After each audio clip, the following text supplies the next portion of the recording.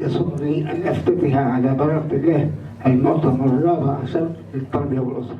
اللي حاضرين حوالي هم في الجملة حوالي 260 نائب زائد المكتب الوطني اللي نورمالمون هم نواب طبعا، ما متغيبين ممكن في أقصى تقدير 5 نواب.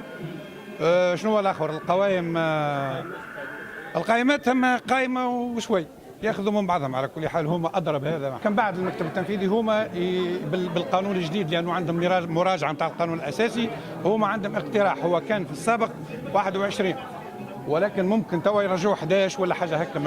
هذا تفصيل نتاع، لأن احنا مهمتنا أن نكمل المؤتمر، يقسموا المسؤوليات والمكتب التنفيذي من بعد تكون فيما بينهم. المنظمة طبعا هدفها أو غايتها أو أهدافها إن شئنا، لما نقول المنظمة التونسية للتربية والأسرة يعني هي تشتغل وشغلها ومشاغلها كل ما يهم الأسرة وكل ما يهم التربية، كل المفاهيم، سواء كان إصلاح تربوي، سواء كان تربية بصفة عامة، المربي، التلميذ، الولي، والمهم هو ربط الصلة بين هالأطراف هذه وكيفية تكون صلة احترام متبادل، صلة تفاعل إيجابي.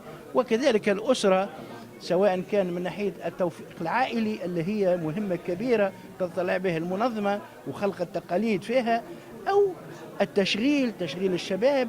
وتمكنا نجم نقول لك أنا في السنة الفارطة هذه أكثر من 1000 شاب شغلناهم على آلية العمل المدني وهيئناهم، وفيهم العديد اللي شاركوا في إعداد المؤتمر هذا مساهمة فعالة وتحمسوا لهذا. وهي من بين أهداف التأطير هذا متاع العمل المدني أنك تهيئ هؤلاء الشباب للحياة سواء كان جمعياتية أو حياة الاقتصادية والعملية. والاستشراف هو يعني التطلع كما قلت إيجاد برامج جديدة، برامج متجددة، برامج تستجيب لطموحات شبابنا، لطموحات نسائنا، لطموحات أبنائنا، لطموحات كهولنا. هذا طبعا يتطلب عمل كبير.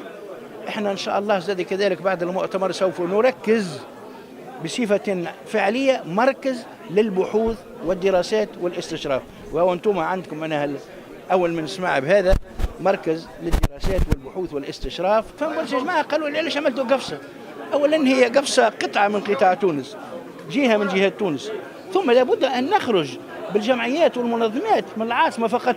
هو في الحقيقة اختيارنا المدينة كفصة ما كانش اختيار اعتباطي، معناتها جاء كاختيار استراتيجي، لأنه حبينا يعني أنه الجهات الكل في الجمهورية تأخذ نصيبها يعني من النشاطات ومن التظاهرات معناتها الكبرى اللي تصير في فصل الصيف، واللي خاصة يعني أنه المنظمات الأخرى وحتى الأحزاب أحيانا تفضل أن تعمل مؤتمراتها في المناطق الساحلية. أنا حبينا نقولوا لا، قفصة والقصرين وسيدي بوزيد وباجة وجندوبة إلى غير ذلك. واصل التعاون بما فيه خير التربية والأسرة ولما فيه خير المجتمع التونسي مرة إذاعة قفصة مراية تتكلم.